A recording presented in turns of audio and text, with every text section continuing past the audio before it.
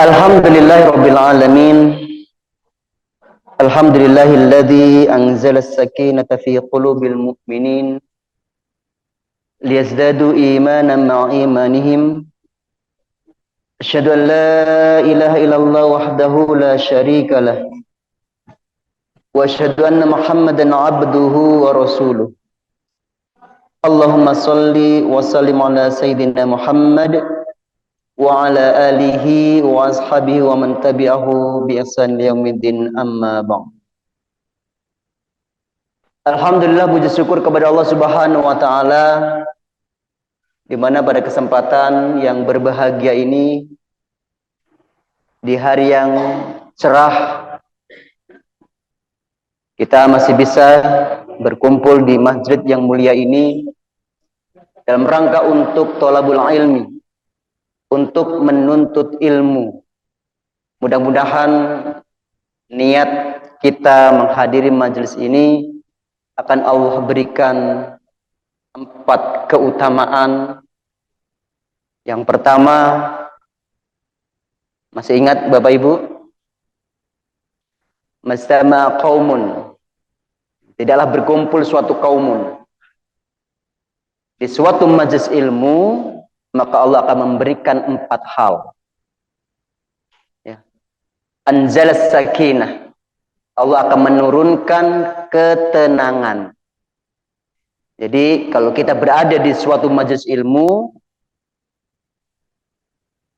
insya Allah hati kita akan tenang.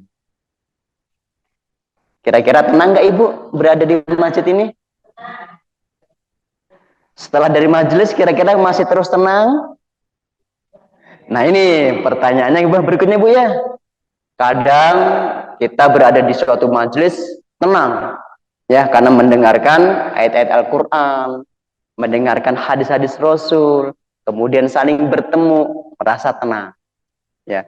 Tapi kadang ada Ibu tuh ya, ketika sudah ya pemateri sudah mengucapkan salam yang terakhir, sudah mulai terpikirkan lagi, ada apa nanti di rumah, ada apa nanti di tempat pekerjaan, ketemu suami misalnya, ketemu anak, ketemu mertua, ketemu tetangga, aduh katanya. Tapi mudah-mudahan di majelis ini insya Allah tidak ada Bu ya. Jadi itu di sana Bu ya, di sana ada gitu kan. Maka inilah pentingnya kita Ibu ya. Kalau orang yang sering menuntut ilmu aja masih sering tergoda, di sini tenang, di luar kurang tenang. Apalagi kalau kita tidak menuntut ilmu. Ya. Yang pertama ketenangan, ya. Yang kedua, hafathumul malaikah, akan dikelilingi oleh malaikat. Ya. Jadi malaikat itu kalau kita berada di majelis ilmu itu nggak kemana-mana Ibu. Ada malaikat yang bertugas untuk, nah ini si A, si B, si C, gitu kan. Kira-kira seneng nggak Ibu dikelilingi malaikat kemudian mendoakan kita? Ya, seneng kan Bu ya? Ya. Dan yang ketiga, wasyathumur rahmah, kita akan diliputi oleh rahmat Allah, kasih sayang Allah. Dan yang terakhir yang luar biasa, Allah akan menyebutkan nama kita di hadapan makhluknya di langit. Ya. Sebutkan hambaku sedang berada di masjid Sakinah Al-Kautsar. Kalau pengajian namanya As-Sakinah Ibu ya. Jadi 4 keutamaan ini akan diberikan Allah dan akan kita dapatkan manakala kita berada di majelis ilmu, insya Allah. Maka ibu-ibu ya, bapak-bapak, karena ada bapak ya, bapak ibu dirahmati Allah, materi kita kali ini insya Allah masih menyambung kali ya yang sebelumnya hadir Ibu, yang beberapa bulan yang lalu hadir bersama saya. Ada Ibu? Ada? Atau ada yang baru? Ada yang baru bertemu dengan saya? Ada? Insya Allah saya diamanahi ya untuk menyampaikan tentang materi. Mungkin sudah membaca semua terkait dengan apa Ibu? Apa materi kita kali ini? hati sehat, badan sehat. Ya. Mungkin ada yang bertanya, ya, bener nggak nih kalau hati sehat, badan sehat? Bener Bu? Bener nggak Bu? Insya Allah. Atau ada orang yang hatinya sudah baik, perasaan saya baik-baik aja kok gitu kan? Ya, sama suami baik, sama anak baik, sama tetangga baik, sama mertua baik, sama karyawan baik, ya, sama kucing pun juga baik, gitu kan? Tapi kalau saya diuji oleh Allah gitu kan, kepala pusing, pundak nyeri, perut nyeri, lutut nyeri gitu kan? Ada nggak Bu orang yang baik, hatinya baik, tapi diuji oleh Allah dengan kesehatan? Ada? Sahai tak? Sahai Bu? Saya Ustadz. Kalau kita sebagai manusia yakin semua pernah punya salah, yakin semua punya dosa, nggak ada yang bersih, ya kan? Tapi ada orang hatinya baik diuji oleh Allah, yaitu siapa? Nabi yang sakitnya paling lama, Nabi Muhammad. Nabi Muhammad nggak pernah sakit dalam hidupnya kecuali 2 Bu. Ya, Nabi Ayub. Berapa tahun sakitnya? Ada yang ngomong 7 tahun, ada yang 20 tahun, ya, berbeda-beda pendapat. Yang jelas Nabi Ayub itu sakitnya paling lama. Apakah Nabi Ayub nggak baik? Baik kepada istrinya, baik kepada anaknya, baik, ya, kepada tetangganya baik. Ya, kenapa diuji Allah? Karena asbabul wurudnya, ya, ceritanya begini Bu. Jadi si iblis ini ngadu ke Allah.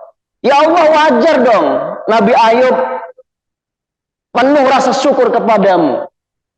Harta ada, istri ada, anak ada. Ya pasti bersyukur. Coba kalau nggak punya anak, coba kalau nggak punya istri, coba kalau sakit, coba kalau miskin. Coba. Ya. Kata iblis gitu Bu. Akhirnya Allah, saya akan menguji hambaku, dan kamu akan lihat, ya, miskin kaya, ayo tetap sama. Punya anak nggak punya anak tetap sama. Istri ada nggak istri ada sama, pasti bersyukur kepadaku. Diuji oleh Allah. Hartanya dihabiskan, anaknya semua meninggal. Rumahnya kebakaran, bisnisnya bangkrut, bahkan istrinya meninggalkan. Apa yang diucapkan oleh Nabi Ayub? Saat sedikit demi sedikit, satu persatu, semua kenikmatan itu diambil oleh Allah, mengucapkan Alhamdulillah. Ya, kira-kira iblis kesel nggak Bu? Kesel. Ya, gimana nggak kesel? Ini kan? Pengennya sih, harapan iblis saat anaknya meninggal satu persatu, Nabi Ayub mulai mempertanyakan, ya Allah, kenapa engkau uji aku seperti ini? Ya. Saat hartanya habis, iblis berharap, ya, Nabi Ayub mengeluh, ya Allah, kalau hartaku habis, saya makan apa? Lihat deh. Ya, tapi ternyata hal yang diharapkan oleh iblis tidak terjadi sama sekali kepada Nabi Ayub. Tetap Nabi Ayub beribadah kepada Allah, tambah syukur, bahkan untuk berdoa, ya Allah, sembuhkan aku. Malu Ibu. Malu kalau kita sakit, nyeri huntu. Kira-kira apa doanya Bu? Doanya panjang nggak Bu? Sholat malam, doa agar giginya sembuh. Sholat duha, sholat 5 waktu, doanya fokus ke ini aja, ya nggak Bu? Ya nggak Bu? Iya, itu kita. Ya, itu kita. Tapi Nabi Ayub malu. Bahkan saat malaikat turun yang menyampaikan, hai Nabi Allah, engkau mengadahkan tanganmu berdoa pasti akan Allah kabulkan. Jawab Nabi Ayub, malu. Baru berapa tahun saya sakit. Ya, sedangkan kenikmatan yang Allah berikan kepada saya jauh lebih lama. Ya, kira-kira Ibu, paling lama di majelis ini berapa tahun sakit Ibu? Artinya sakit terus Ibu. Ya, nyeri huntu terus, nyeri kepala terus. Ya, nggak sekarang sakit, besok minum obat sembuh. Enggak, sakit terus Ibu. Ada Bu, yang 2 tahun Bu. 1 tahun ayah? 2 bulan? Enggak ada ya? Ada. 3 bulan? Ada? Ibu? Ya, 4 bulan? 3 bulan? Terus sakit terus Ibu?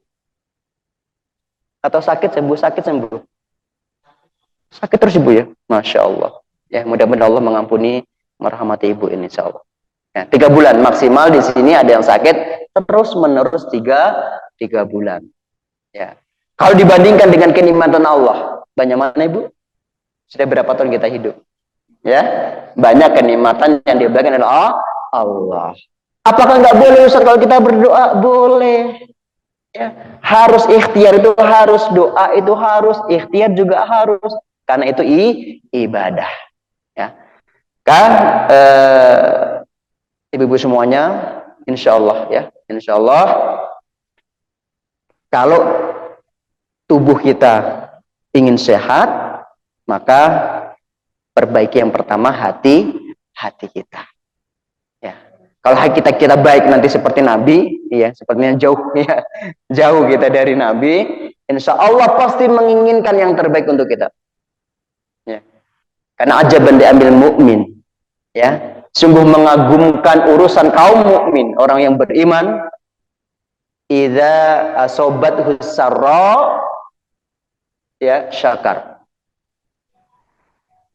Orang yang beriman ya, itu kalau diberi kenikmatan akan bersyukur. Wa in asobathu dharra, jika diuji dengan yang baik, bersabar. Ya, jadi dua-duanya baik. Syukur baik, sabar baik. Ya, maka nggak ada hal yang nggak baik kalau kita melakukan 2 hal ini. Ya. Dalam sebuah hadis ya terkait dengan kesehatan ini, ada sebuah hadis dari Nu'man. Rasulullah SAW bersabda, yang hadisnya cukup panjang sebenarnya. Ala wa inna fil jasadi mudghah. Ingatlah bahwa di dalam diri kita ini ada segumpal daging. Idza sholahat sholahal jasadu kullu. Jika segumpal daging ini baik, maka anggota tubuh kita semuanya akan baik. Wa idza fasadat jasadu kullu. Jika segumpal daging ini rusak, maka tubuh kita, organ-organ tubuh kita juga akan rusak. Ala wahya al-qalbu. Apa segumpal daging itu? Hati. Ya, hati. Segumpal daging berarti kan wujudnya ada Bu ya? Ya enggak? Ya, berapa ulama menyampaikan yang disebut dengan al-qalb di sini adalah yang berada di sebelah kiri. Ya. Al-qalbu hahuna, kata Rasulullah, hati itu berada di sebelah kiri. Apa ini Bu? Jantung. Ya, maka ada yang menyebutkan wahai jantung hatiku. Enggak Bu ya? Ya, di double gitu kan? Wahai jantung hatiku. Ya, jantung. Ya. Kenapa jantung ini bisa ya, ini organ vital Bu ya? Organ vital yang kalau kita emosi misal, apa yang terjadi? Kita emosi, marah, apa yang terjadi? Detak jantungnya keras. Ya enggak? Jantung mengompa darah dengan cepat. Dek, dek, dek, dek. Saat ibu-ibu dulu dilamar, deg-degan enggak Bu? Deg-degan Bu ya? Pasti semua deg-degan Bu ya? Oke. Oke. Idza salahat salahal jasadu kullu. Jika hati ini baik, maka baik seluruh anggota tubuh kita. Baik dalam hal apa? Yang pertama, baik ya pikiran. Jadi kalau hati kita baik, maka pikiran kita juga baik. Yang kita pikir-pikirkan juga baik. Kita mendengar misalnya yang terjadi di Palestina. Nah, ini mulai tanggal 7 kemarin ya terjadi peperangan antara para mujahid dengan Israel. Ya. Kalau hati kita baik, pasti kita akan memikirkan saudara-saudara kita yang mengalami kesusahan. Ya. Siapapun saudara kita. Ya, di Aljazair ya terjadi banjir bandang. Ya. Di Sudan terjadi peperangan. Di Suriah, di Palestina, atau bahkan saudara kita, tetangga kita yang mengalami kesusahan, pasti hati kita akan terenyuh memikirkan. Ya, nggak hanya sekedar apa ya, mendengar, kemudian kita cuek. Ya, bahkan dalam hadis disampaikan malam yahtam bi amril mu'min, kata Rasulullah, siapa yang tidak memperhatikan urusan kaum mukminin, orang-orang Islam, orang yang beriman, falaisa minna, maka bukan termasuk umatku, kata Rasulullah. Kalau kita tidak sebut ini umat Rasulullah, umat siapa? Ya, maka Bapak Ibu semuanya, ya permasalahan yang terjadi di Palestina itu bukan hanya permasalahan untuk orang-orang di Palestina saja, tapi seluruh umat Muslim seluruh dunia. Ya, karena ini ibarat jantungnya umat Islam itu ya di Palestina. Bahkan nanti kita semua akan dikumpulkan di padang mahsyar. Pada mahsyar itu Palestina, Syam. Ya. Kita memikirkan Palestina. Ya, kemudian memikirkan kemaslahatan umat yang lainnya. Maka kalau kita sudah memikirkan, ya, kita sudah memikirkan, maka yang terjadi adalah kita ingin sesuatu yang baik yang bisa kita lakukan. Kira-kira apa yang bisa saya lakukan? Kontribusi apa yang bisa saya berikan untuk saudara saya di sini? Ya. Kontribusi apa yang bisa saya perjuangkan untuk membantu saudara saya di Palestina? Ya. Pertama memikirkan, kemudian punya keinginan juga baik, kemudian amalnya juga baik. Jadi kalau hati kita baik, maka pikiran kita akan hal yang baik-baik. Keinginan kita juga keinginan yang baik-baik. Perbuatan kita juga perbuatan yang baik-baik. Ya. Kemudian kita juga merasa cukup dengan hal yang halal. Ya. Kadang nih banyak orang yang sudah diberi halal, ya, harta yang halal karena mungkin iming-iming dari yang lainnya. Ya, iri dengan tetangga atau saudara kita atau yang lainnya, akhirnya ingin misalnya ganti mobil. Ya, pada uangnya belum cukup, akhirnya menghalalkan yang haram. Ya. Atau sudah ingin jabatan ini, pengen jabatan yang lebih tinggi lagi. Ya, tidak mungkin akan dapat jabatan itu kecuali dengan sesuatu yang halal, misalnya nyogok dan lain sebagainya. Akhirnya dilakukan demi apa? Demi menduduki jabatan tersebut. Gak qanaah dengan apa yang diberikan oleh Allah. Tapi hati yang baik maka akan merasa cukup dengan yang halal dan menjauhkan dari yang haram. Ya. Kemudian tidak punya hasrat kecuali semua dalam rangka mencari ridha Allah Subhanahu wa Ta'ala. Ini kondisi hati, Ibu, ya. Jadi kalau kondisi hati kita baik, maka pikiran kita baik. Ya, memikirkan tadi, ya, generasi muda, bagaimana kondisi generasi muda saat ini. Oh, Masya Allah, Ibu, ya, kalau membaca berita-berita, Ibu, ya, sering baca berita nggak, Bu, ya? Kita nggak membaca kadang-kadang seliweran, Ibu, ya. Ya, apalagi yang sering memantau, ya, kalau ibu-ibu di sini memantau nggak sosmed, Ibu? Oh, banget, Ibu, ya. Instagram, ya, aktif, Ibu, Instagram nanti. Ya, Ibu, aktif. Ibu punya Instagram. Masya Allah. TikTok, apalagi Twitter, apalagi Bu? Facebook. Ya Bu ya. Ibu punya Bu? Enggak punya Bu ya? Ya, ini kalau yang ibu-ibu muda-muda ya insya Allah ya, nggak ketinggalan dari IG, TikTok ya. Coba Ibu ya. Kadang kita nggak melihat aja, datang tuh informasi ini, naudzubillah, gitu kan. Ada yang guru viral kemarin Bu ya guru namanya Pak Akbar Bu ya. Guru ingin menertibkan siswanya sholat jamaah, Bu ya.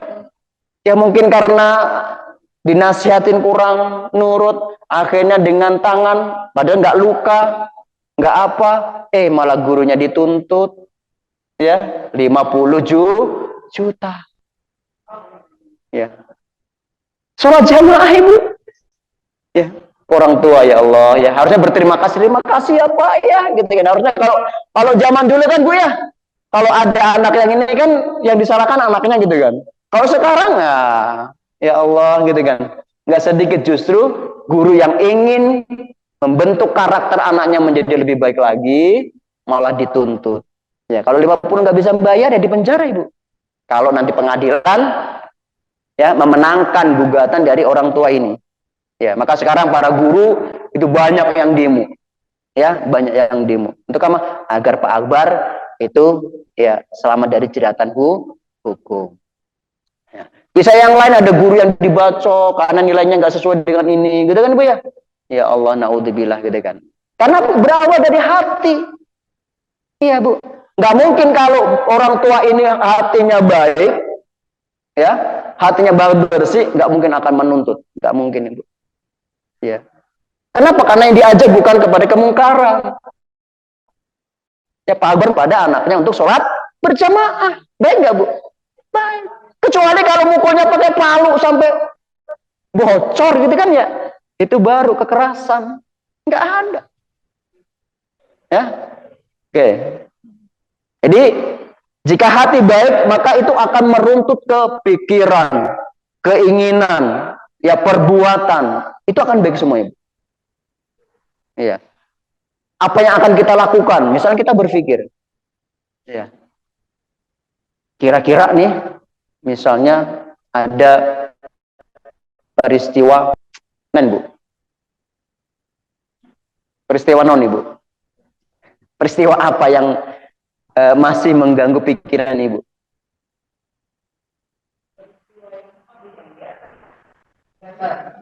Tadi pagi aja lah.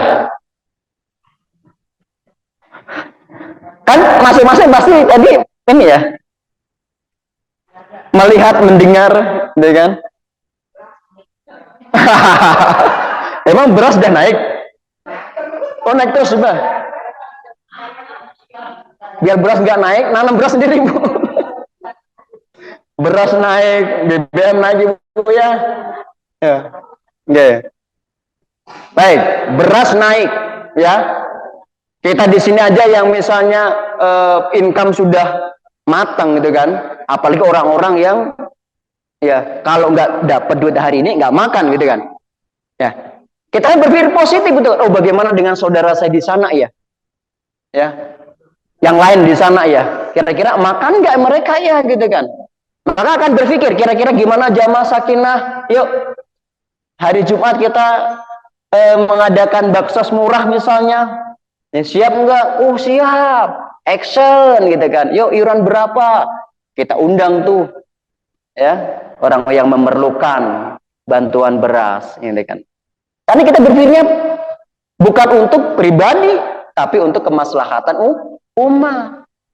Ya, jadi kalau hati baik itu tidak akan memikirkan dalam diri sendiri. Pasti untuk umat. Ya. Sebaliknya, jika hati kita rusak, kalau hati ada yang rusak, maka pikirannya, keinginannya, perbuatannya, itu juga rusak. Ya. Selamat datang, Ibu. Apa pikiran-pikiran yang bisa mengganggu kita? Misal, ya, misal. Nah, Ini hati-hati Bu ya dengan pikiran Bu ya. Hati-hati dengan pikiran. Bahkan kalau kita mau tidur, hati-hati dengan pikiran kita. Ya. Jangan sampai sebelum kita tidur, kita mau tidur memikirkan hal-hal yang negatif. Ya. Kenapa? Karena otak nggak tidur. Saat kita berpikir negatif, kemudian kita tidur, ya, maka otak akan mencari konfirmasi. Ya. Saat kita bangun, kita mulai mencari pembenaran. Misal, ya, saat kita mau tidur, kita berpikir, ya, ini kalau hati yang rusak ya, berpikirnya rusak. Aduh, bening, sekarang beda ya, si bapak tidak seperti dulu lagi ya. Apa jangan-jangan bapak selingkuh ya? Nah ini kan ibu-ibu ya banyak selingkuh Bu ya. Ya. Sehari, 2 hari, semalam, 2 malam, 3 malam, berpikirnya suaminya selingkuh, ya, maka akan cari pembenaran. Oh, iya ya, benar kayaknya nih. Biasanya datangnya jam sekian, ini kok molor. Oh iya ya. Akhirnya korek-korek tuh, bajunya dicium-cium, barangkali bau wangi yang lain gitu kan. Ya, ternyata ketemu Ibu, benar. Ada wangi yang berbeda tidak seperti wangi yang dipakai oleh suaminya. Ah, benar ternyata ini wangi naon ya. Aduh. Ya. Padahal ya sebelum pulang mampir ke toko minyak wangi, dicoba semua gitu kan ya. Ya, kita kan begitu kalau laki-laki Bu. Coba sini, sebelah sini wanginya gini. Oh, kurang. Sebelah kiri, iya. Sebelah siku, iya, gitu kan. Ya, pulang nggak jadi beli. Nyoba doang. Ya. Ya wajar kalau pulang wanginya beda. Tapi karena dari malam sudah dikondisikan otaknya untuk memikirkan tentang selingkuh, ya, maka akan mencoba mencari pembenar dari sisi apapun. Waktu pulangnya, kemudian wanginya, kemudian responnya saat pulang, dicari itu kan. Oh, biasanya responnya itu cuek biasa, ini kok tumben-tumben amat nyapa. Jangan-jangan ini hanya ingin mencari, ya, agar tidak dicurigai. Itu Bu. Ya makanya hati-hati Bu, ya. Hati-hati kalau sebelum tidur. Harus kita rubah. Kalau sebelum kita tidur kita memikirkan yang baik-baik, sehingga apa? Sehingga kita tidur, ya, otak itu akan mencari hal yang baik. Saat kita bangun, maka kita akan mencari hal-hal yang positif. Ya. Maka otak luar biasa Ibu. Ya. Nah, saat otak kita memikirkan hal yang baik-baik, ya, maka yang kita inginkan yang baik-baik, amalan kita juga baik-baik, maka kita akan merasa cukup dengan yang halal. Ya. Ini berarti sentral banget ya. Sentral banget hati ini. Ya. Merasa cukup dari makanan, minuman, kendaraan, kemudian juga penyaluran, maaf nih, biologis. Ya, merasa cukup. Ya, kalau hati rusak maka nggak akan merasa cukup Ibu. Ya, maka ini yang terjadi kenapa banyak perselingkuhan. Itu karena nggak merasa cukup yang halal. Ya. Bahkan, ya, naudzubillah ini kemarin dapat juga cerita ya. Istri, suaminya selingkuh. Istrinya nggak mau kalah. Emang lo aja yang bisa selingkuh. Saya juga masih laku. Nah, ini godaan setan, Bu. Ya. Ya kan kalau hati rusak pasti begitu, Bu. Tahu suaminya naudzubillah, ya, selingkuh, bukan malah kita memperbaiki, ya, membagi diri agar suaminya juga betah, malah dendam. Akhirnya selingkuh. Bahkan beberapa pekan yang lalu dapat cerita dari Pak Cahya Dita Karyawan, saat kami undang ke Multazam, ada seorang istri yang punya 2 suami. Gimana itu ceritanya? Hah? Kok bisa ya? Kok bisa ya? Perempuan punya 2 suami. Kalau suami punya 2 istri, bisa Bu? Bisa. Ada aturannya. Maksimal 4. Kalau istri 1. Ya. Nah itu. Kenapa bisa begitu Bu? Jadi ceritanya si istri ini ya merasa bahwa suaminya itu sudah menjatuhkan talak. Nah, sedangkan sang suami itu nggak merasa menjatuhkan talak. Ya, si istri dari sudut pandang ya syariat, gitu kan? Suami sudut pandang KHI, kompilasi hukum Islam. Kalau di Indonesia itu kan kalau belum ada di pengadilan itu nggak akan terjadi, ya kan? Suaminya 2 gitu Bu. Ya, kumaha eta gitu kan ya. Ya. Karena Islam ini kan ya. Jadi pemahaman gitu ya. Jadi kembali kepada tadi. Ya, kembali kepada hati. Maka ini perlunya tabayun. Bapak Ibu semuanya, perlunya tabayun saat kita mendapatkan suatu kejadian atau peristiwa. Ya. Ya dulu sudah saya sampaikan Bu ya, bahwa ini peristiwa, ini Bu ya, ini bulat ya, bayangkan ini bulat Bu, ini peristiwa, ya, di sini hasil, ya, peristiwa apapun yang terjadi itu bukan kehendak kita, kita tidak bisa mengendalikan namanya peristiwa, ya, misal ada orang yang jatuh, bisa nggak mengendalikan, udah jatuh tuh, ya. Bisa nggak kita mengendalikan? Nggak bisa. Ya.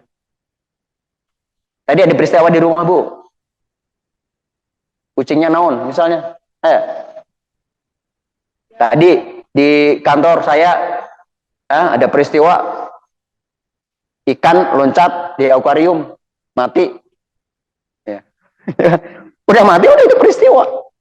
Ya. Kita nggak bisa mengendalikan peristiwa dan kita nggak bisa mengendalikan hasilnya apa. Yang bisa kita kendalikan apa? Respon. Respon itu apa Bu ya?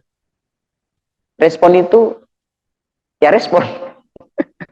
Respon kita terhadap peristiwa ini itu bisa kita kendalikan. Misal ya, misal suami kesel sama ibu-ibu. Kesel gitu kan. Ya, misal diomongin apa? Kalau dulu ada teman saya yang ngomongin begini Bu. Ngomongin begini coba. Kalau menurut saya itu apa ya? Hal yang remeh ya kalau saya ya, tapi orang lain ternyata enggak. Ya, inilah hebatnya pikiran manusia itu berbeda-beda. Hanya dikatakan gini Bu. Ya, coba nanti ibu kira-kira kesel enggak? Suaminya ngomong begini. Kamu itu loh jadi istri kok enggak becus ngurus anak. Nah, suami ngomong gitu, istri nggak bisa mengendalikan kan Bu ya?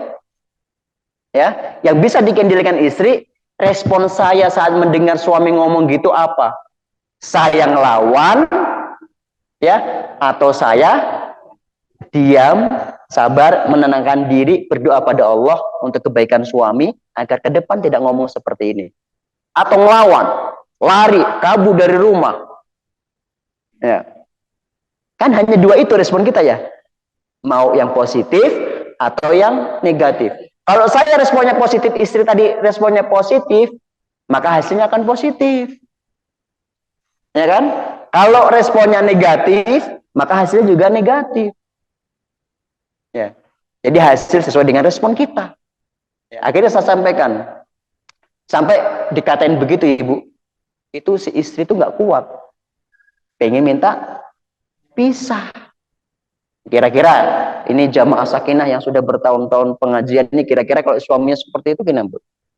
Rasanya gimana, Bu? Kamu tuh nggak becus yang ngurus anak, istri kok kayak gitu. Gimana, Bu? Halo? Eh? Oh, ya udah Papa. Kalau Papa saya merasa saya nggak becus, coba Papa urus anak ya. Begitu, Bu ya?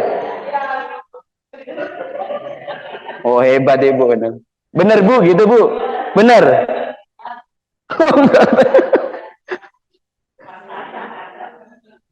Ini rata-rata pasti sakit hatinya ya?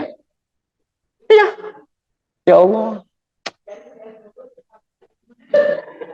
Ya kalau begitu, ya udah saya ngurus anak, kamu yang bekerja. Ayo, gimana Ibu kalau gitu? Masa suami suruh kerja, tetap juga ngurus anak, enak? Ya.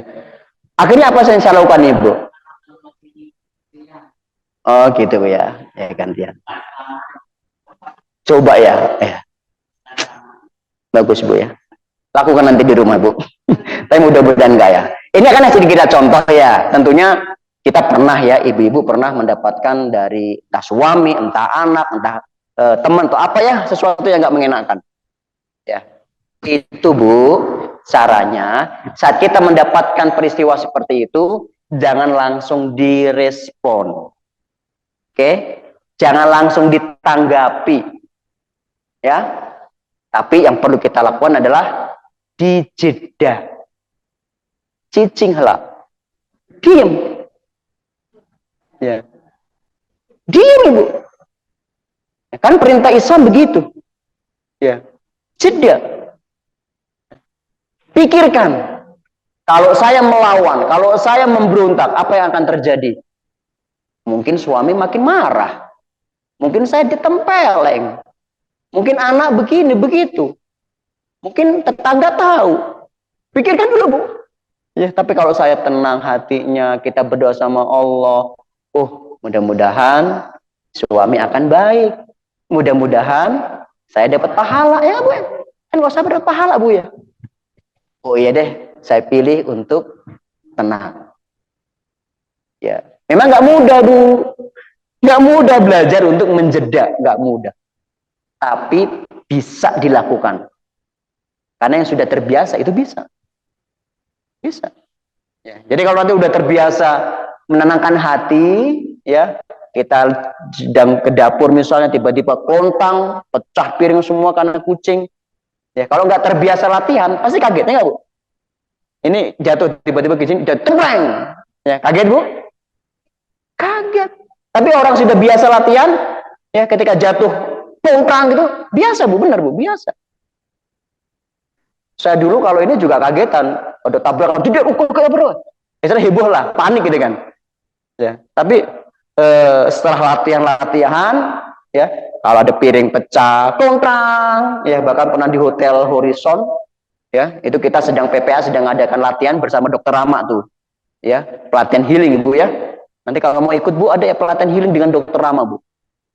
Itu judulnya MBH, Mental Block Healing. Jadi mental block yang ada dalam hati kita, ya, apa mental block itu? Oh ya, contohnya begini Bu. Oh saya itu pasti nggak bisa gini kok.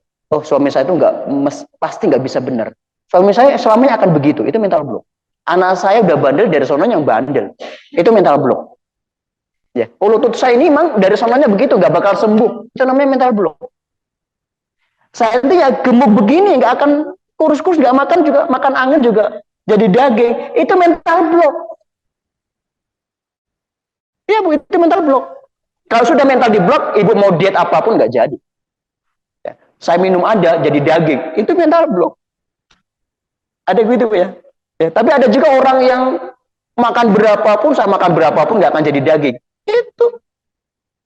Ya, maka Dokter Rama nanti akan membongkar apa mental blok kita, kemudian merenali bagaimana cara rilisnya. Kapan Ibu? Nanti tanggal 15 hari Ahad ini. Kalau mau ikut Bu, bagus banget Bu, cakep Bu. Ibu pasti nangis-nangis deh. Ya. Keluar dari situ selalu nggak rugi deh ikut pelatihan itu. Ya, karena kita akan tahu bagaimana cara merilis ya hal-hal yang negatif dari diri kita. Ya. Baik. Ada yang mau ikut, Bu? Ada yang punya banyak mental block? Ke suami, ke anak, ya, ke mertua. Ini nggak sedikit mertua. Beberapa hari yang lalu saya itu di WA sama seseorang. Ya, WA saya. Ustadz, apakah Ustadz membenci teman saya? Ya, teman saya namanya ini gitu kan. Enggak, saya nggak pernah benci orang katanya. Kenapa Ustadz blokir? Jadi baru selama hidup saya memblokir nomor ini, Bu. Selama hidup saya, Bu. Bahkan dulu pernah ada orang yang mencati saya, ini saya, itu nggak saya blokir, Bu. Ini orangnya saya blokir, Bu. Ya. Kenapa Ustadz katanya memblokir nomor teman saya? Kalau sudah nggak sehati, nggak sesuai dengan ini komunikasi kita, yang ngapain diteruskan? Saya blokir. Gara-garanya apa, Bu? Tapi teman dia nyadar. Apa gara-gara masalah dia dengan ibunya, Bu ya? Iya, saya gitu kan. Saya sampaikan, saya termasuk orang yang nggak suka terhadap orang yang membenci orang yang pernah melahirkan. Jadi orang ini benci banget sama ibunya. Saya nasihati, dia minta nasihat, saya nasihatin. Dia minta treatment, saya kasih treatment. Apa yang perlu dilakukan? Ya, nggak mempan-mempan, tetap ininya ke ibunya. Saya blokir. Ya kan? Ibunya yang pernah melahirkannya, susahnya kayak apa melahirkan. Ya, kok dibenci gitu kan? Ya, mertua aja saya nggak bisa, Ibu. Iya, mertua aja saya nggak bisa. Ya, alhamdulillah mertua saya bangga banget, Ibu ya. Bahwa yang saya kangenin ya, kalau kita, istri saya orang Tegal, kalau saya pulang itu adalah masakan mertua saya. Kangen banget, Bu. Iya. Tidak ada ibunya. Ada di dunia ini orang-orang yang benci ibunya, benci bapaknya, ya, apalagi mertua. Ya. Kalau logika saya, Bu ya, logika saya, kalau saya nggak seneng benci sama mertua saya, berarti saya menyakiti hati istri saya. Kan gitu. Kan istri saya anaknya mertua saya gitu kan. Itu aja logikanya gitu kan. Bagaimana saya akan membenci istri ya, yang telah memberikan saya seperti itu gitu. Ya. Jadi Bu ya, setiap ada peristiwa jangan langsung direspon, jangan langsung ditanggapin. Siapapun itu, terutama orang yang kita anggap itu lebih rendah. Itu biasanya kalau kita marah gitu kan, kalau posisi orang depan kita itu lebih rendah dari kita kan? Ya. Kalau lebih tinggi, marah nggak? Biasanya nggak. Bos kita misalnya, marah nggak? Enggak, gitu kan. Tapi kalau kita sebagai bos, kita punya anak buah, punya kesempatan marah nggak? Besar. Gitu kan? Besar. Maka kalau kita nggak mau marah, nggak bisa marah kepada bos di dunia, ya kan? Yang telah memberikan kita gaji, pekerjaan, ya. Bagaimana kita bisa marah kepada Allah yang telah memberikan kita segalanya? Harusnya kita nggak pernah marah sama Allah. Tapi apa ada orang yang marah sama Allah? Ada nggak, Bu? Ada, Bu, yang marah sama Allah? Ada. Protes. Salah satu protes nggak ridho dengan segala ketentuan Allah, itu kan marah ke Allah. Ya. Ustaz, apa sih? Padahal saya sudah sholat. Oh, ada orang begitu, Bu. Ibu-ibu begitu, Bu. Saya sudah sholat, sudah sedekah rajin, sama orang baik. Kenapa ujian nggak selesai-selesai? Gitu. Ya.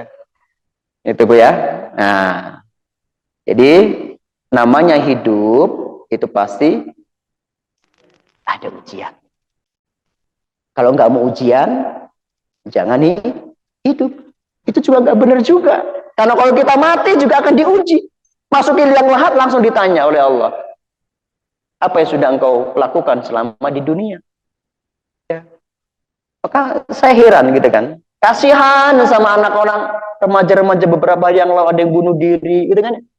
Menganggap bahwa kalau bunuh diri itu sudah selesai permasalahan hidupnya. Ya. Apa kemarin yang bunuh diri itu kasus apa? Ya. Ada kasus. Ada yang kasus ditinggal suami nikah lagi, ada. Ya. Ada yang kasus remaja yang ya hamil duluan, naudzubillah, kemudian pasangannya nggak mau. Ada yang dibully temennya, ada, ya, ada yang fotonya menyebar di dunia medsos, ada, ya. Maka hati-hati Bu ya, karena rekam jejak digital itu sangat dahsyat. Bahkan sekarang kalau ada perusahaan-perusahaan itu kalau ingin menerima seorang karyawan, tinggal ngelihat jejak digitalnya, IG-nya, akun-akunnya dibongkar semua. Apa yang diupload, apa yang direspon, dia posting-posting apa. Kalau postingnya postingan yang penuh dengan sara, dengan kebencian, oh nggak akan diterima itu.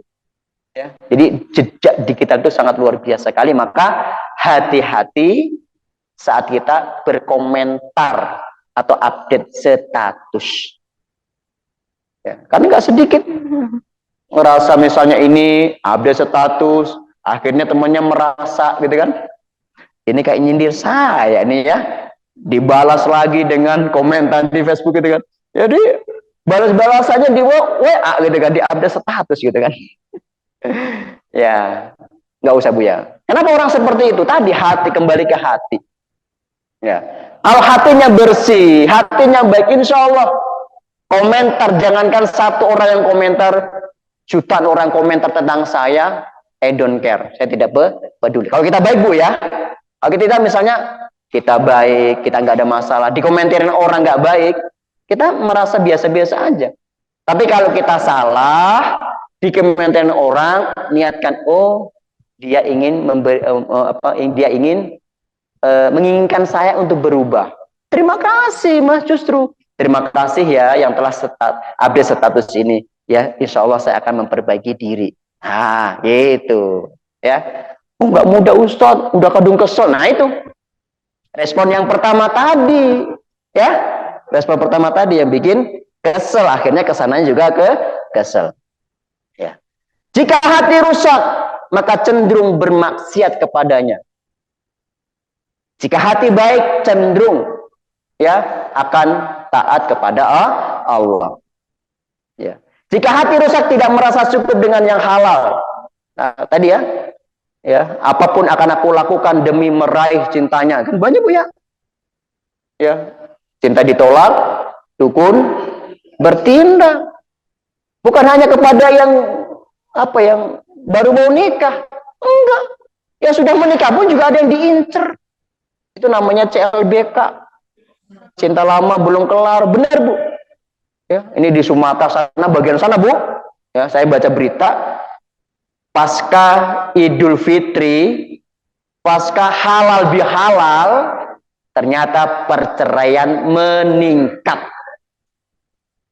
Ketika ditelusurin ternyata tadi ya reuni tadi itu bumbu-bumbu ya CLBK tadi datang kembali, cinta lama belum kelar. Padahal sudah punya anak 1, 2, 3 anaknya, ya, kok masih punya rasa gitu loh. Ya rasanya mungkin ada Bu ya, tapi kayak tega gitu loh. Ya tega. Akhirnya mereka juga nikah bener Bu, ada yang nikah bener. Cerai, masing-masing cerai, akhirnya nikah. Ada. Alhamdulillah ya, Masya Allah. Ya. Nih. Nah ini hari ini saya juga mau kedatangan seorang klien nih Bu ya. Kemarin WA gitu kan. Ya mudah-mudahan nggak nyimak ya. Kan nggak sebutnya namanya Bu ya. Ya. Awalnya sih ingin terapi sakit fisik. Ya. Tapi ketika ditanya-tanya terkait dengan hubungan dengan ininya, dengan suaminya, dengan ininya, ya ternyata nggak jauh-jauh dari tadi. Sakit badan nggak jauh-jauh dari sakit hati. Ya.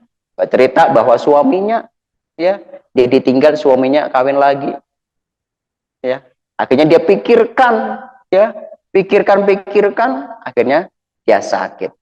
Tiba-tiba jatuh Bu. Dijatuh aja gitu kan, kayak badannya lemes itu.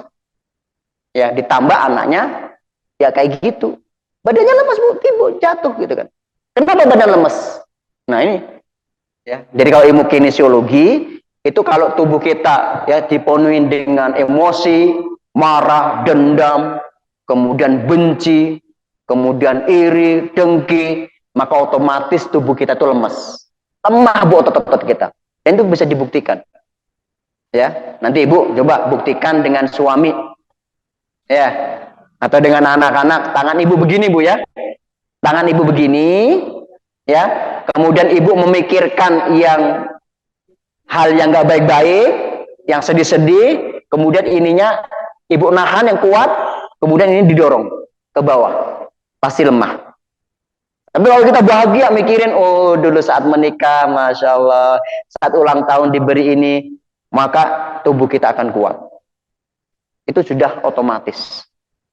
Ya, maka wajar saat ada orang yang memendam amarah, memendam kebencian lama, tiba-tiba dia jalan kemudian jatuh lututnya nggak ada tenaga, itu wajar. Ya, maka salah satu agar tubuh kita sehat, maka perbaiki hati kita. Rilis emosi-emosi kita. Udah maafkan ibu, maafkan aja. Gak usah kesel. Dikatain apa, gak usah kesel. Doain aja ibu. Ustaz, iya, enak aja doain aja. Gak merasakan apa yang aku rasakan. Loh, saya juga pernah merasakan kok bu. Ya. Saya pernah ada datang orang itu ngamuk-ngamuk di depan saya. Ya. Saya diemin aja. Teman saya yang gak hampir datangin gitu kan. Ya teman sekantor itu hampir datangin. Ini kepalanya dimarah-marah itu mau datangin saya biasa aja. Ya, saya tadi udah kesel Ustaz. Ya, mau saya datangin, tapi antum kok diem-diem aja gitu kan. Akhirnya nggak jadi datangin gitu kan. Ya. Karena saya juga belajar ibu ya.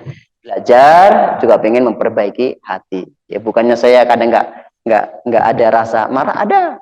Gitu kan. Tapi setelah itu langsung oh ini nggak baik, langsung diturunkan. Pokoknya jangan diperlarut ibu lah. Ya, bahkan kebencian itu berapa maksimal bu? Berapa hari? 3 hari. Itu 3 hari itu jangan ngulang-ngulang bu, ya nggak? Coba ibu kalau gendek benci kepada orang, gimana rasanya bu? Gimana rasanya bu? Makan enak nggak bu? Nggak enak. Makannya pusing. Pusing pasti, tidur nggak nyenyak. Ya insomnia itu juga kadang-kadang pikiran, insomnia pikiran bu. Ya. Saya di Lampung kemarin ada orang yang nggak tidur 3 bulan. 3 bulan nggak tidur. Kecuali minum obat. Ya, maka bersyukur ibu-ibu bisa tidur. Karena apa pikiran? Mikirin siapa? Nggak jauh-jauh biasanya itu. Ya, dari keluarga. Karena dia saya kaitan dengan suaminya. Ya. Maka maafkan ibu ya.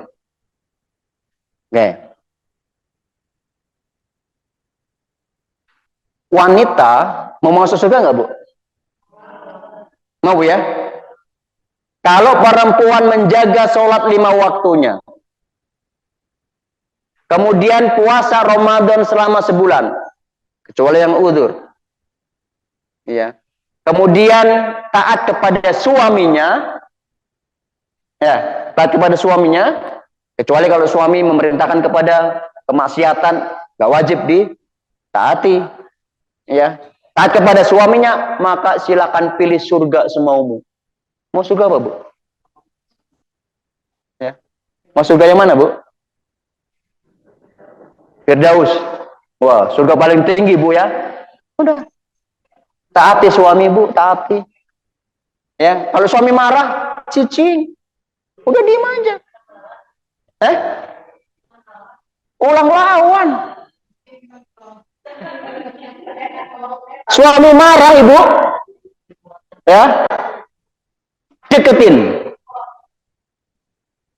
bu, terus diapain bu? Dipeluk. Oh, jangan-jangan dipeluk Ustaz, takut didorong nanti gimana gitu kan? Ya tahu kondisi gitu kan? Pokoknya jangan lawan deh. Ya, cicing, kau udah tenang, deketin, ngobrol baik-baik. Ya, karena kebanyakan itu miskomunikasi, beda pandangan, beda sudut pandang. Kalau udah ketemu, itu udah klik. Ya, kalau udah klik, insya Allah suami nanti yang baik lagi. Ya, salah satu cara bu ya. Nah ini yang saya terapkan kalau ada wanita-wanita, istri-istri yang datang. Ya curhat, minta treatment, yang saya lakukan biasanya Yang pertama, ya, yang pertama tadi ya, jangan lawan. Yang kedua, tulis kebaikan-kebaikan suami dari mulai melamar. Tulis, ya. Biasanya saya mintanya 10. Apa kebaikan suami? Gak ada Pak, gak ada satupun saya pengen suami. Masa? Buktinya ada dilamar itu baik suami kok. Ya, kalau nggak baik nggak ngelamar Anda, ngelamar yang lain. Ya. Kadang kan kalau egonya tinggi itu, wah hilang tuh kebaikan semuanya. Ya. Tapi kalau yang nulis Ibu, alhamdulillah ada yang nulis. Kemudian yang ketiga ya, tulis jurnal syukur. Sehari 3 aja. Alhamdulillah ya Allah, ya mata saya masih bisa berkedip. Alhamdulillah ya Allah masih merasakan kipas angin. Alhamdulillah ya Allah masih bisa minum. Ya, sehingga kita nanti fokusnya nggak kepada kesalahan suami. Ya, ketika kita fokusnya kepada mensyukuri hal-hal yang baik, maka Allah akan turunkan rahmatnya. Cus, suami yang tadi yang temperamental, suka marah-marah, tiba-tiba tuh minta maaf, Pak Ustadz, suami saya sudah baik. Diapain Bu? Teh nih, saya punya teh karena masih muda ya, ibu muda. Diapain teh? Nggak diapa-apain Ustadz. Tuh, biasanya dia melawan, dia bantah, suami nggak bener. Saat dia cicing, fokus kepada perbuatan diri sendiri, perbaiki diri sendiri, fokus kepada kebaikan suami. Suaminya datang, ya baik sendiri Bu. Ya, siapa kira-kira yang memberikan ketenangan kepada suaminya? Allah. Melalui siapa? Melalui energi positif sang istri. Jadi masing-masing kita itu memiliki vibrasi positif atau negatif, dan itu bisa dirasakan. Ya, bisa dirasakan. Ya, jadi bahasa hati itu jauh 500 lebih kuat daripada bahasa lesan. Terasa nggak Bu? Suami di sana nggak ngomong, ibu di sini ngelihat wajahnya aja, ketahuan nggak Bu? Dia sedang bahagia atau sedang galau. Rasakan bukan? Ya. Ini jam berapa Bu? Udah habis ya? Tadi 1 jam ya? Oh, 5 menit lagi ya? Oke. Nah, hati yang rusak ini biasanya itu nggak jauh-jauh di awal dari emosi-emosi yang negatif. Nah, ini ada 15 monster emosi, Bu. Saya sebutkan 15 monster emosi yang sering ya mengganggu, yang sering menjadi pencetus rusaknya hati. Ya. Yang pertama, rasa sedih atau berduka yang berkepanjangan. Ya. Tinggal mati, ninggal suami misalnya, sedihnya ya, nggak cepat move on. Ya. Kemudian marah atau dendam, kecewa, tidak menerima, rasa bersalah dan menyesal, ya. Rasa takut atau khawatir, ya. Cemburu atau iri dengki, benci, sakit hati, malu atau gengsi, serakah, ya. Udah dapat ini ingin itu, udah dapat itu ingin ini, ya. Kemudian trauma dan fobia, sombong, bangga diri, malas atau menunda-nunda, nafsu, ya, atau syahwat, stres dan cemas. Nah, ini emosi-emosi ini bisa mempengaruhi 5 hal, Ibu. Bisa mempengaruhi emosi, bisa mempengaruhi fisik, bisa mempengaruhi hubungan, bisa mempengaruhi finansial, dan bisa mempengaruhi spiritual. Ujung-ujungnya spiritual, Ibu. Spiritual apa? Hubungan dengan Allah. Ujung-ujungnya bisa menyalahkan Allah. Kenapa Allah nggak adil sama saya? Kenapa Allah kok nggak menimpakan penyakit ini kepada orang yang nggak pernah sholat itu? Saya kan sholat terus ya Allah. Tahajud nggak pernah telat.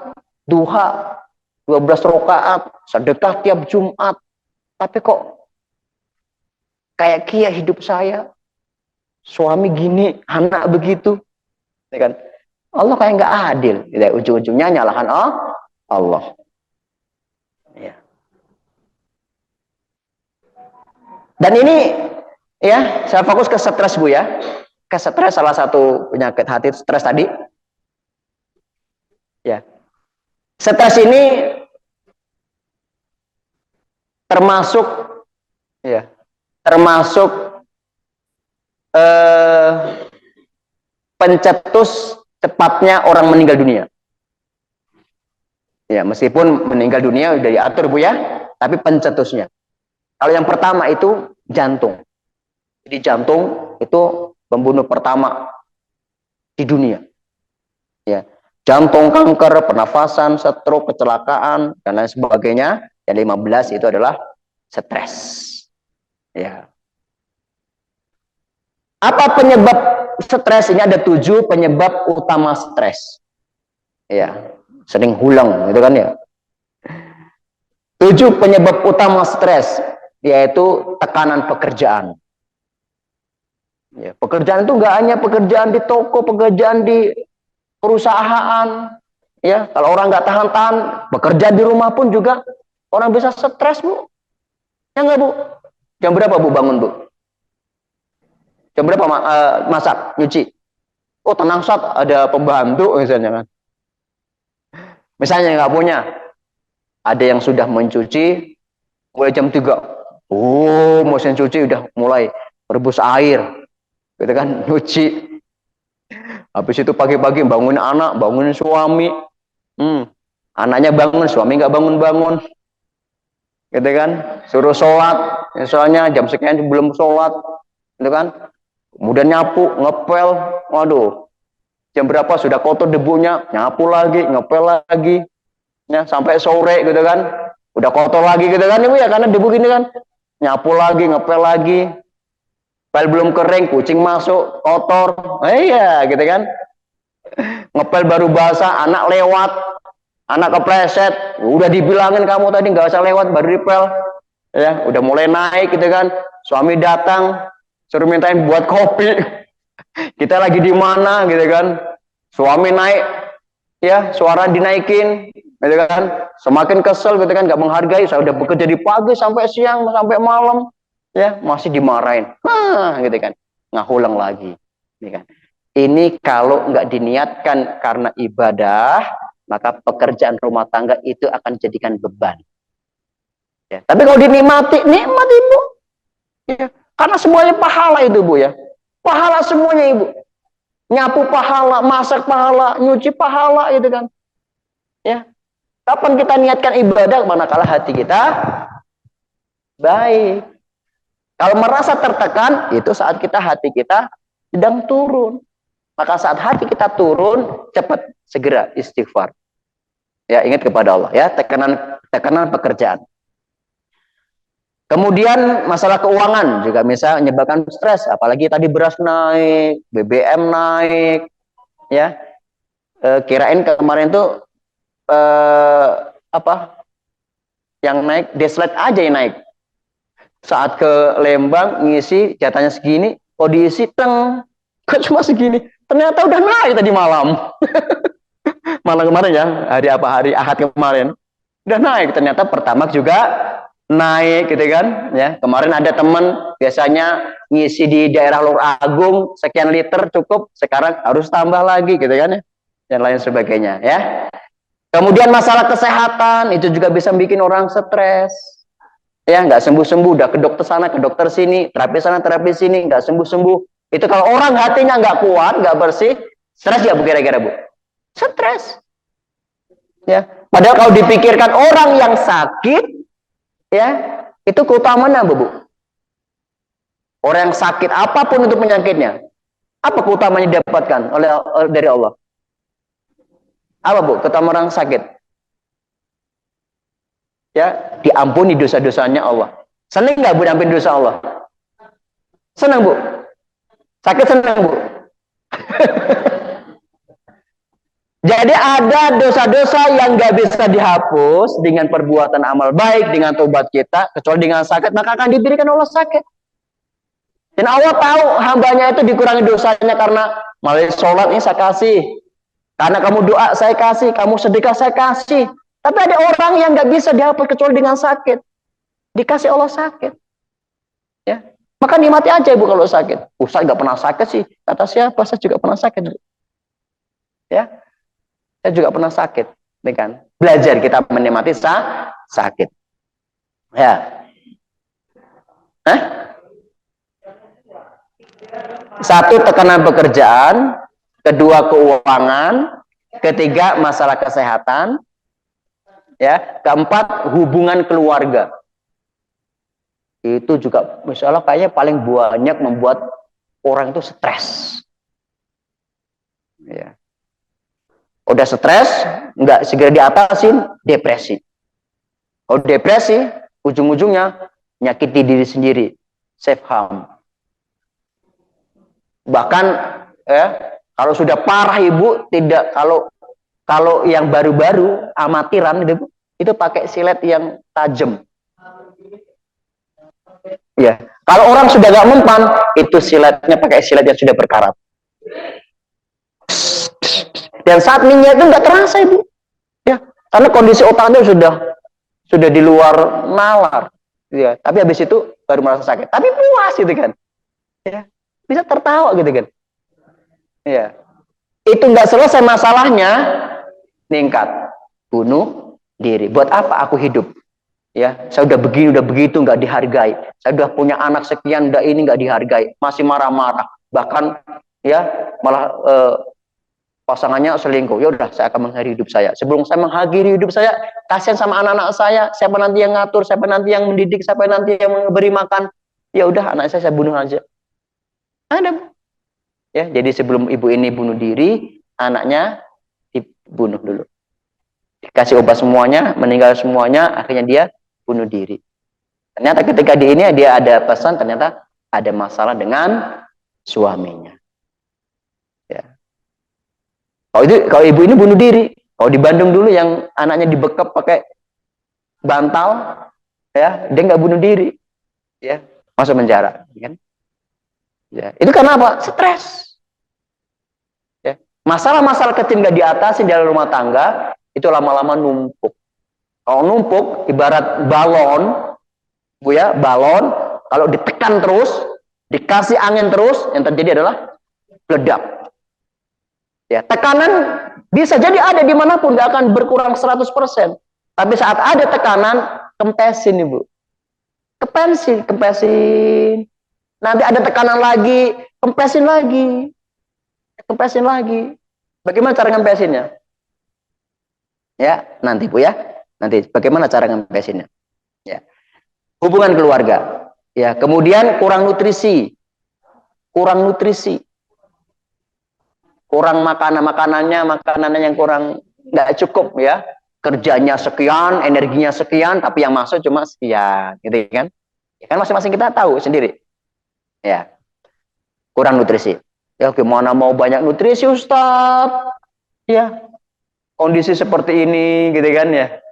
Nah, ada makanan yang nggak neko-neko, nutrisinya cukup ibu.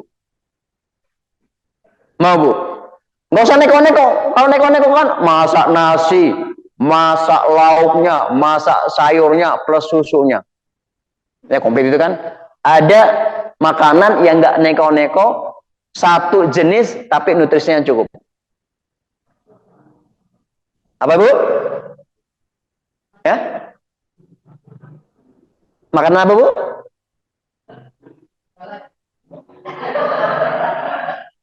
Herbalife, hidup Herbalife. Promosi gak apa-apa bu ya.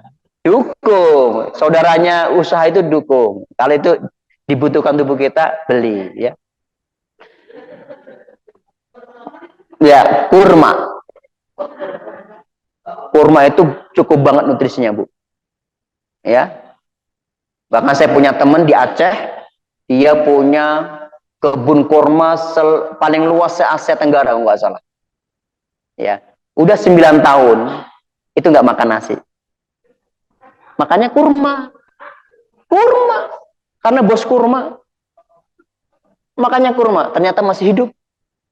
sehat badannya. Ya. Bahkan dalam hadis, orang yang nggak ada dalam rumahnya kurma, kata Rasulullah, maka akan miskin. Miskin. Bu, yang di rumahnya nggak ada kurma, itu miskin.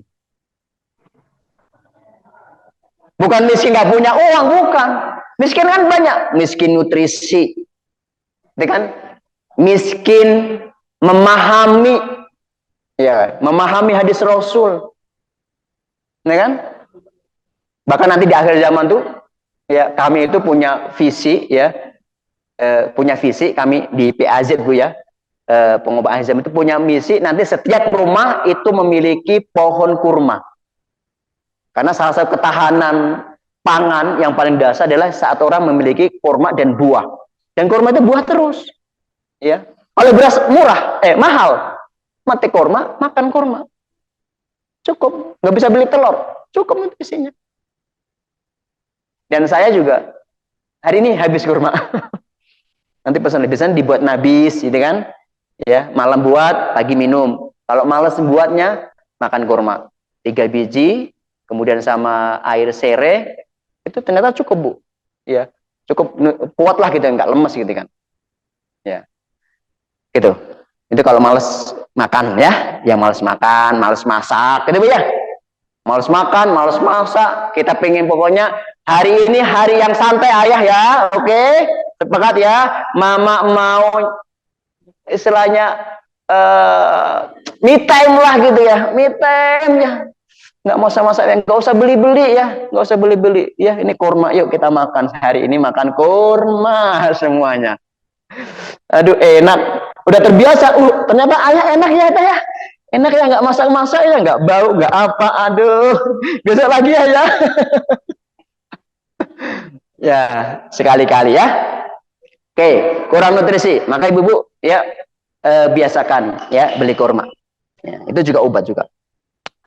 Kurma plus madu ya. Plus madu, Ibu, ya. Madu asli, Bu, ya. Ya, bukan madu itu. Madu yang menyehatkan, bukan madu yang membuat kesel. Suami membuat madu, kesel ibunya. Makanya nanti ibu harus tabayun kalau suami nelpon, "Ma, Papa mau pulang bawa madu." Ya. Iya. Tanya dulu, madu apa ya? Madu rasa apa gitu, tanya ya. Rasa sayang gitu kan. Jangan kayak gitu kan. Okay. 5, kurang nutrisi. 6, media overload. Media sekarang itu kan digital luar biasa sekali gitu kan. Media, kita mau cari hiburan apa? Ada. Mau hiburan apa, Bu? Sepak bola ada, hiburan orang joget-joget ada, hiburan orang ngabodor ada, hiburan masak ada. Hiburan apa lagi, Bu? Yang sering ditonton, Bu? Hah? Apa? Bu? Kajian. Nah, kajian ada. Tapi pertanyaannya, Bu, di penelitian ini, kenapa kok semakin banyak media, semakin banyak hiburan? Kenapa kok orang banyak semakin stres? Ya kan? Kan hiburan banyak. Harusnya kalau hiburan terhibur. Yang tadinya stres nggak stres, yang tadinya galau enggak, yang tadinya sedih jadi tertawa, jadi bahagia. Tapi ternyata kok semakin banyak hiburan, semakin banyak stres.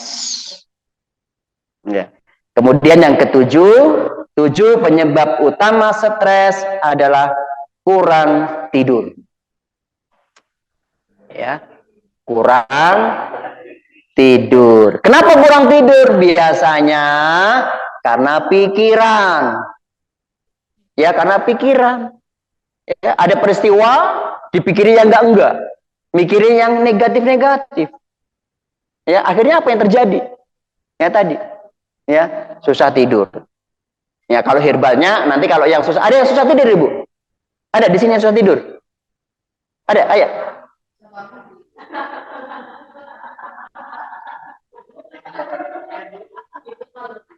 Gampang, Ibu. Ibu susah bangun, pesan ke suami cara bangunkannya. Gimana Bu cara bangunkannya? Biar istri cepat bangun. Kasih uang. Nah, kasih uang, tambah uangnya boleh. Atau ada yang begini Bu katanya.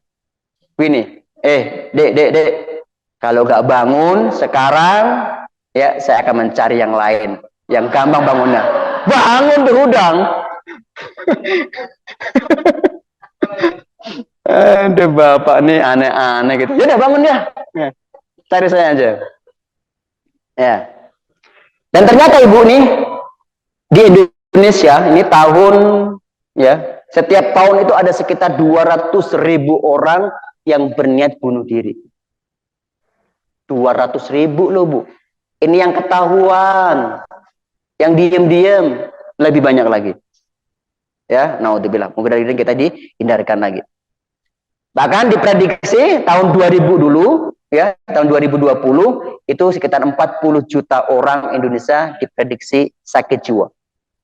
Nah, ini penelitian dari psikiatri Universitas Indonesia. Nah, ya. Saya pernah nerapi orang stres, orang Kuningan, Bu. Ya, tapi nerapinya di Cirebon.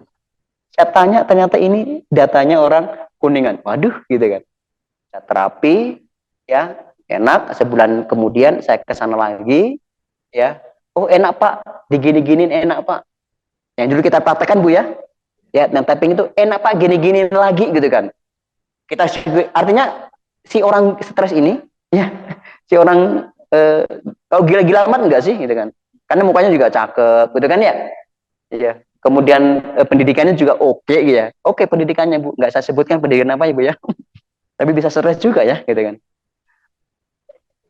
Tapi ternyata ya saya kesel juga sama yang punya itu. Ya, punya rumah rehabilitas itu. Ya. Ngomongnya begini. Bu, ke teman saya, kalau pasien saya sembuh semua, saya nggak dapat ini dong nanti, nggak dapat pasien. Akhirnya gini, saya sepakatin. Terus gimana Bu? Namanya ke Bu Ani. Ya udah Bu, kalau seperti ini caranya, ngapain? Gitu kan? Ya. Padahal kalau pikir-pikir di luar sana stres itu banyak banget. Ya, akhirnya kami cuma 2 kali itu ke situ, akhirnya nggak ke situ lagi. Ya, karena nggak ingin pasiennya sembuh, biar dapat duit terus. Ya gimana gitu kan? Keluarganya sudah gelontorkan 3 juta per bulan, pengennya sembuh, ya. Tapi pemiliknya nggak pengen sembuh. Karena kalau sembuh, takut nggak punya pasien. Ya. Berarti ragu-ragu dengan rezeki dari Allah. Ya. Maka ada 3 skill Ibu nih ya. Ada 3 skill, 3 cara bagaimana menaklukkan emosi tadi. Ya. Yang pertama, merubah keyakinan emosi kita. Apa yang kita rubah? Keyakinan. Kita meyakini bahwa stres itu nggak berbahaya. Ya, jangan sampai, ayah kalau seperti ini saya bisa stres, bisa mati berdiri saya. Jangan. Ya. Jangan meyakini kalau stres itu berbahaya. Ya. Orang sakit yang nggak diyakinin, insya Allah sembuh. Ya. Kanker misalnya. Ya. Kalau dia meyakini bahwa kanker itu nanti akan membawa kepada kematian, ya udah. Mati. Kalau kanker itu nganggap dia nggak akan sembuh, ya udah nggak akan sembuh. Ya. Tapi kalau meyakini bahwa kanker ini nggak apa-apa, Allah sayang sama saya, ikuti kegiatan-kegiatan positif, insya Allah sembuh. Ada namanya Anita Murjani Bu, kenal Bu? Pernah dengar?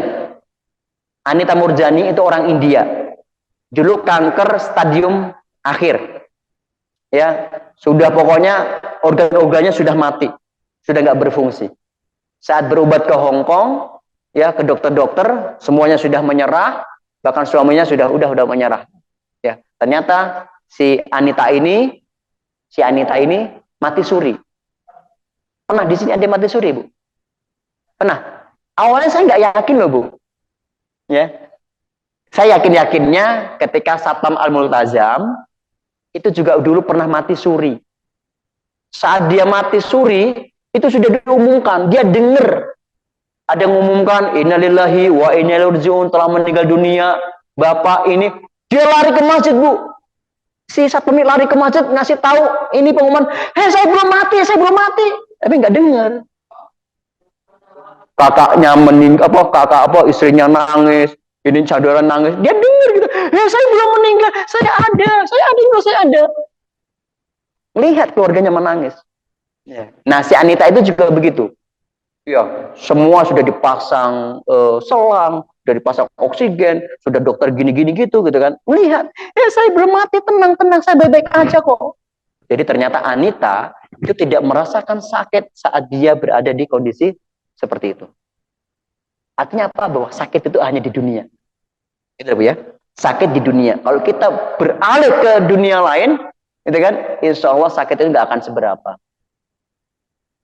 Maka kenapa para sahabat, ya, pernah sahabat sholat, kemudian dipanah, nggak terasa Bu? Nggak terasa sakit, ya. Bahkan ada yang dipanah, kemudian saat akan dicabut, tunggu, saya akan sholat. Saat saya dalam keadaan sholat, maka cabutlah anak panah itu. Sholat, kemudian keadaan khusyuk, dicabut panah itu nggak terasa. Ya, maka sekarang ada namanya operasi itu tanpa ubud bius. Ada Bu, diajak ngobrol, ya. Nggak tahu kalau di Indonesia ada nggak? Udah ada Bu ya? Ya mudah begitu, tapi nggak sampai hipno bener sampai ini.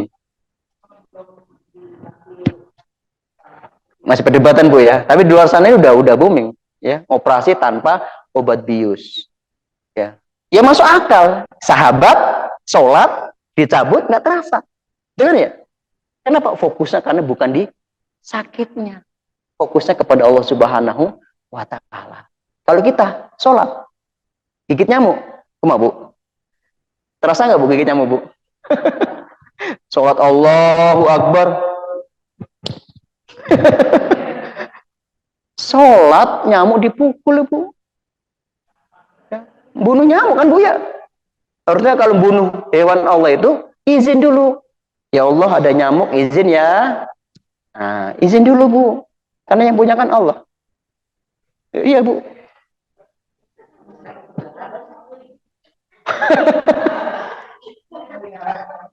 Izin dulu Bu, izin. Ya Allah, ini nyamuk mengganggu. Boleh izin Bu Ella? Ya, atas izin Allah. Kan yang mematikan Allah. Ya. Jangan sampai kita, ini saya mematikan ini. Siapa yang mati ini? Saya. Bahaya Bu, kita mematikan nyamuk gitu kan. Kayak menyebut nama Allah gitu kan.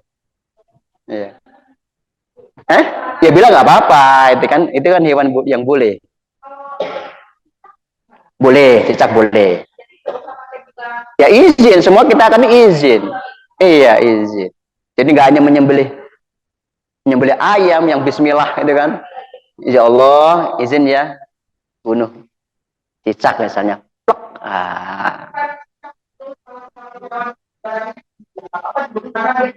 Iya ceritanya, iya cerita itu. Iya, salah satu cerita itu Bu. Tapi kalau nggak apa-apa ada cicak karena makannya nyamuk, ya terserah Ibu, nggak apa-apa. Kan rezeki nyamuk gitu kan, rezekinya cicak gitu kan.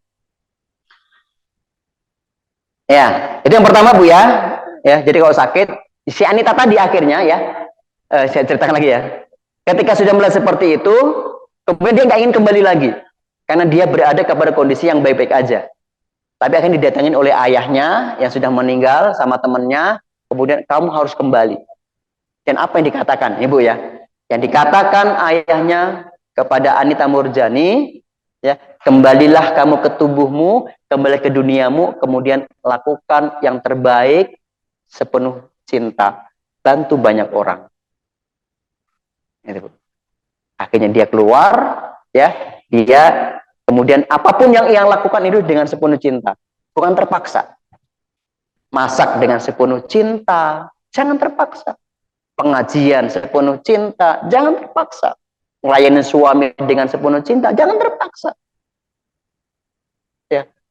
Kemudian banyak membantu orang, loving kindness, ya, penuh cinta dan kebaikan hati, dan itulah yang menyebabkan Anita Murjani sembuh total dalam waktu 5 pekan. 5 pekan sembuh total, akhirnya banyak dokter-dokter, profesor-profesor, peneliti yang meneliti kenapa kok bisa sembuh.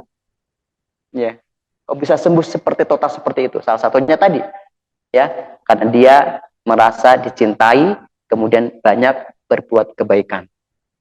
Ya, ini salah satu cara mengelola stres. Ya, tadi merubah keyakinan, kemudian menebar kebaikan, ya Bu ya, tebarkan cinta dan kebaikan. Loving kindness salah satunya. Latihan yang paling mudah, Ibu, mau latihan Ibu? Mau latihan Ibu? Kalau dulu di typing latihan nggak Bu? Masih rutin nggak Bu? Nggak, kalau sakit. Preventif Ibu, jangan nunggu sakit baru terapi. Sebelum sakit kita kondisikan dulu, karena itu kan menetralisir emosi-emosi negatif. Ya, oke. Ada latihan cara menebar kebaikan dan ini sering kita lakukan, tapi barangkali belum sepenuhnya kita lakukan dengan sepenuh hati. Apa itu latihannya? Menebar kebaikan dengan cara mengucapkan salam sepenuh cinta. Ya, salam sepenuh cinta. Jadi kalau kita misalnya, ya, kalau kita latihannya 40 juga, sehari itu 40 Bu. Caranya begini, ya. Kalau kita paham saat mengucapkan assalamualaikum bahwa salam itu semoga Anda selama dunia akhirat, warahmatullah semoga Allah merahmatimu, wabarakatuh semoga Allah memberkahimu, gitu kan?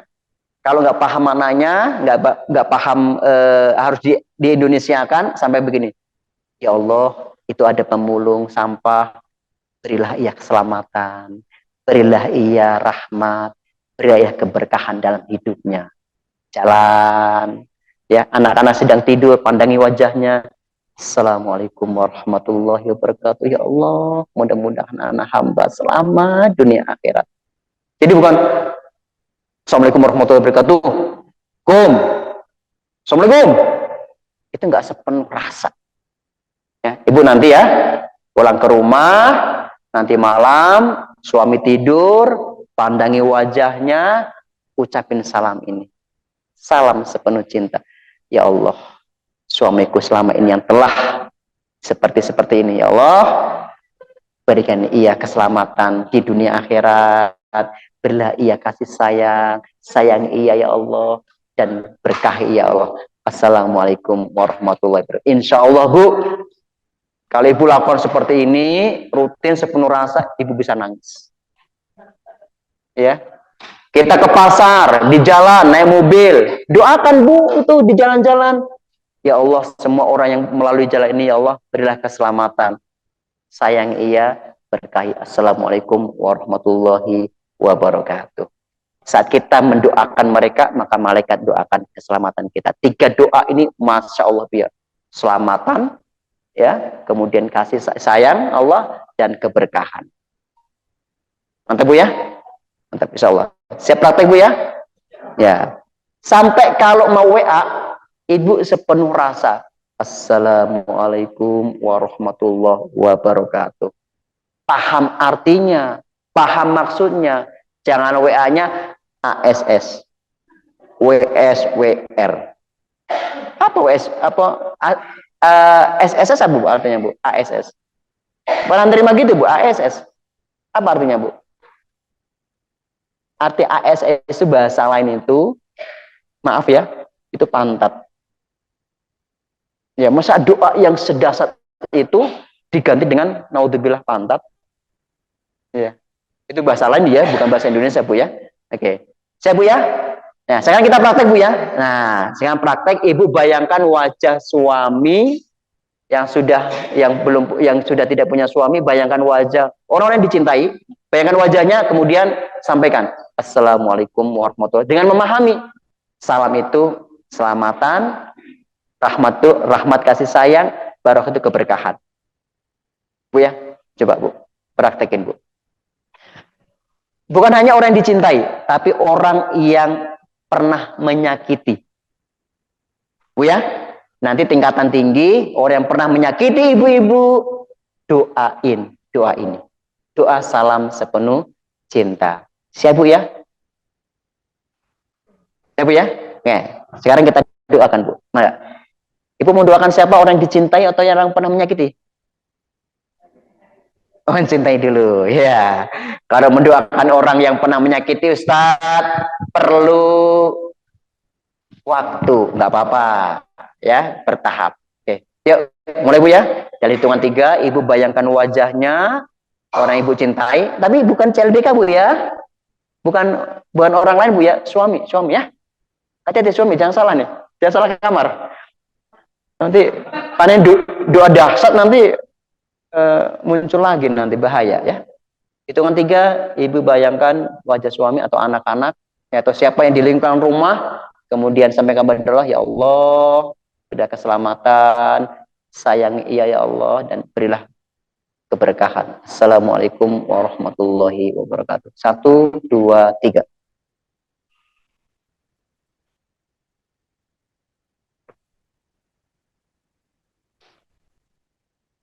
Assalamualaikum warahmatullahi wabarakatuh. Boleh 1 orang, boleh 2 orang.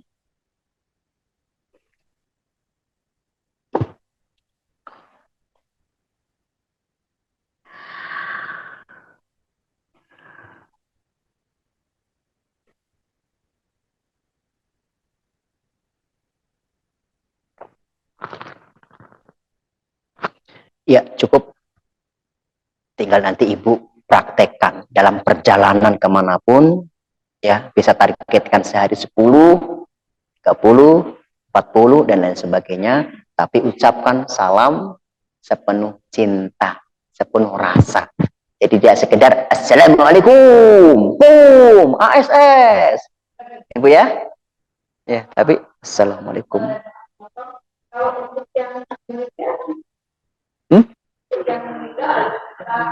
Kalau untuk yang meninggal, Allahumma firlahu warhamhu. Warham itu kasih sayang juga, Bu. Warhamhum wa'afihim wa'fu anhum. Gitu. Sayang juga. Dan yang terakhir, Ibu, ya, cara menanggulangi stres tadi, ya. Yang pertama tadi apa, Bu? Ya, merubah keyakinan.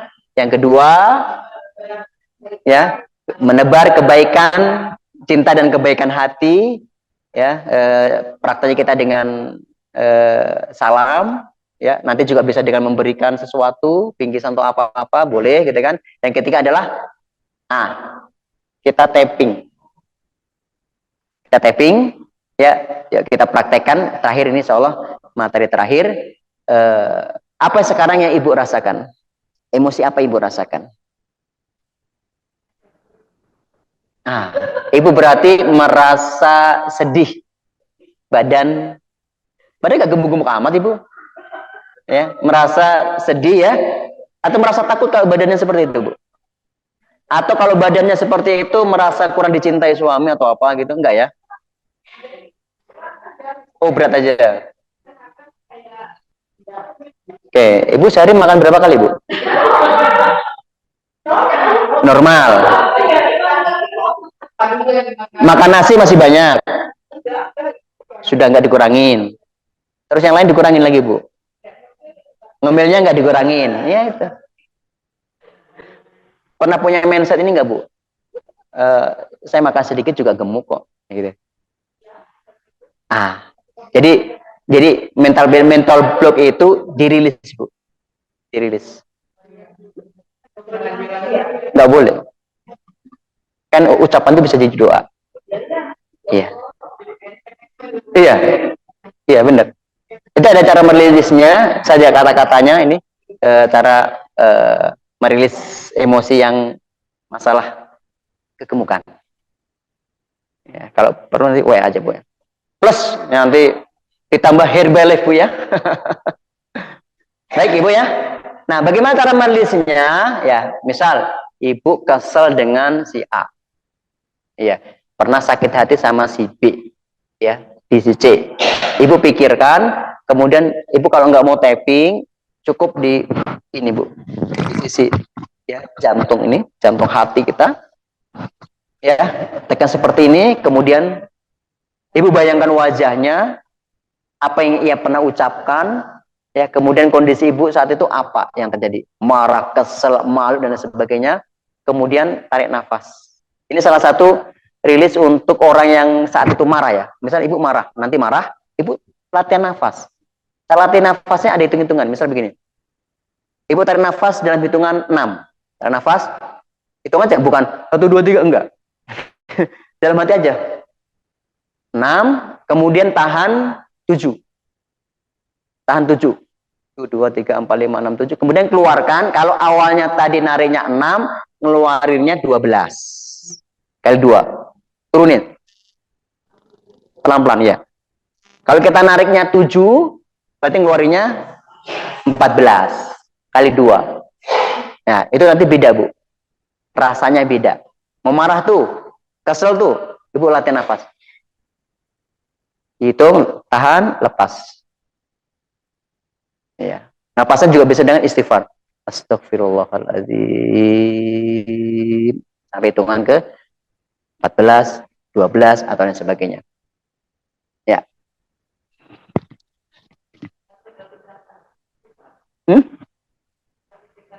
Bagusnya. Nggak masalah. Nggak masalah. Kalimat thayyibah boleh. Tapi istighfar itu kan, kita pengen barangkali ini kesalahan kita, sehingga suami marah, gitu kan. Ini kesalahan kita, anak seperti ini, maka kita istighfar. Oke. Nah, cara masih gitu, Bu, ya. Bismillah. Nanti gini, Bu, ya. Ya, kita praktekin. Nanti kalau ibu pengen serius, bisa di rumah. Ya, sekarang ibu bayangkan punya rasa kesel apa? Ke siapa? Benci, dendam, kesel, takut, nggak pede, dan lain sebagainya. Yang ibu rasakan, satu dulu aja, ya. Satu. Oke. Udah, Bu, ketemu? Oke. Yuk, tarik nafas dengan ketukan tadi, Ibu. Tarik nafas. Sesuaikan dengan kekuatan nafas masing-masing.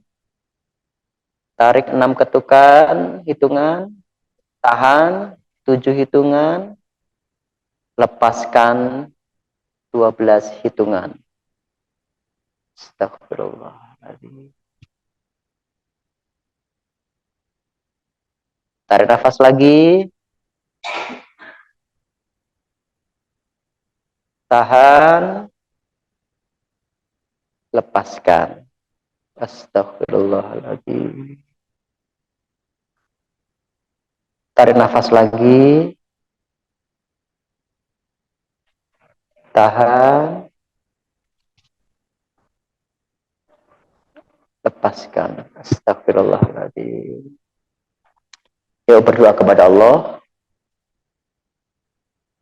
Ya Allah, meskipun hamba merasa apa yang ibu rasakan, merasa sedih karena ditinggal, merasa benci dengan ucapannya, ya ungkapan, Bu, ungkapan itu kepada Allah Subhanahu wa Ta'ala. Tapi hamba ikhlas, ya Allah, mulai hari ini, ya Allah, hamba ikhlas menerimanya. Mulai hari ini, ya Allah, hamba memaafkannya. Karena hamba juga ingin Kau maafkan, ya Rabb. Ya Allah, ya Rahman, ya Rahim. Meskipun hamba merasa kesel, merasa kecewa. Sebutkan emosi ibu-ibu semuanya. Pada siapa, hadirkan wajahnya. Tapi hamba ikhlas, ya Allah. Hamba ridho menerima ini semua. Hamba memaafkannya, ya Rabb. Karena hamba ingin Engkau maafkan. Ya Rabb, meskipun hamba merasa kecewa. Karena dia telah begini-begini, ya Rabb. Tapi hamba ikhlas. Hamba ridho. Hamba memaafkannya, ya Rabb. Kuserahkan, ya Rabb, ketenangan hati ini dan kebaikan hubungan kami kepadamu. La haula wa la quwata illa billah. La haula wa la quwata illa billah. La ilaha illa anta subhanak. Inni kuntu minal zalimin. Tarik nafas lagi Bapak Ibu. Tahan, lepaskan. Astaghfirullahaladzim. Tarik nafas lagi. Sambil bayangkan rasa yang Ibu rasakan, emosi yang muncul. Lepaskan lagi. Astaghfirullahaladzim. Tarik nafas lagi yang panjang, lebih panjang lagi. Tahan. Lepaskan. Astaghfirullahaladzim. Alhamdulillah.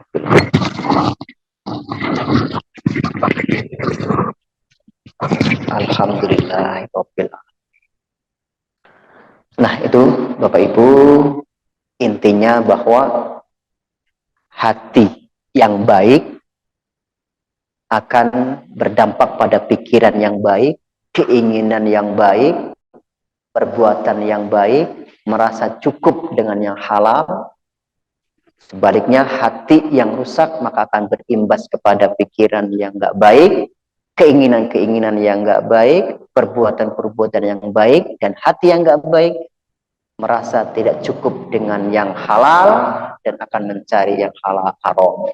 Mudah-mudahan kita senantiasa dijaga oleh Allah hati-hati kita, dilembutkan oleh Allah. Mudah-mudahan kita mampu untuk memaafkan segala kesalahan-kesalahan orang-orang yang pernah menyakiti kita, karena kita juga berharap Allah akan mengampuni kita. Amin amin ya rabbal alamin. Mudah-mudahan ada manfaatnya. Kurang lebihnya mohon maaf. Assalamualaikum warahmatullahi wabarakatuh.